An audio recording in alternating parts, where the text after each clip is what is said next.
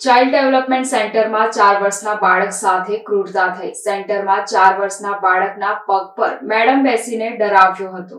બાળક તેની ઉંમરના બાળકો સાથે યોગ્ય રીતે વાતચીત કરી શકે તે માટે ન્યૂ હોરિઝન્સ ચાઇલ્ડ સેન્ટરમાં મૂક્યો હતો. ગત 15મી તારીખે માતા પિતા બાળકને સેન્ટર પર મૂકવા ગયા ત્યારે ખૂબ રડતા બાળકને પૂછ્યું હતું. માતા પિતાએ ઘટનાના 3 દિવસ બાદ સીસીટીવી જોતા સમગ્ર મુદ્દા ધ્યાનમાં આવ્યા છે. મીરા નામની મેડમ 4 વર્ષના બાળકના પગ પર બેસી તેને ધમકાવી રહ્યા હોવાની ફરિયાદમાં ઉલ્લેખ કર્યો હતો. સમગ્ર ફરિયાદના આધારે પોલીસે તપાસ શરૂ કરી છે.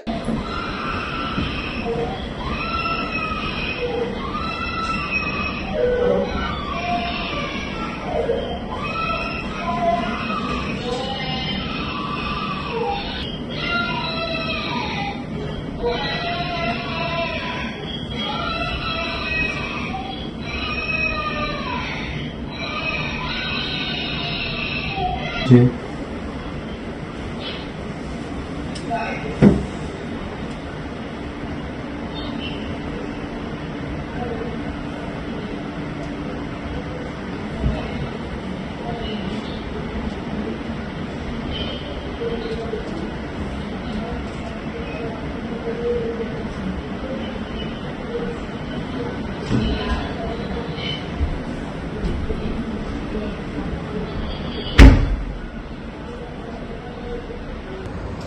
ગત 29 માર્ચના રોજ મકરપુરા પોલીસ સ્ટેશનમાં એક ગુનો દાખલ કરવામાં આવેલ છે, જેમાં ફરિયાદીએ જણાવેલ કે ફરિયાદીનો 4 વર્ષનો દીકરો એ મકરપુરા પ્રતાપનગર રોડ પર પોલીસ હેડક્વાર્ટરની સામે new Horizon child development centre નામનું એક સેન્ટર આવેલું છે.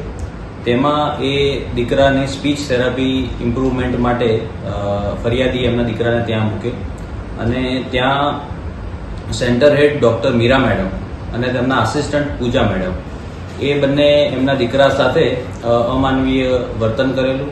એને ખૂણામાં બેસાડીને એના પગ ઉપર પગ ચડાવીને ધમકાવીને એની સાથે આ પ્રકારે અમાનવીય વ્યવહાર કરેલું.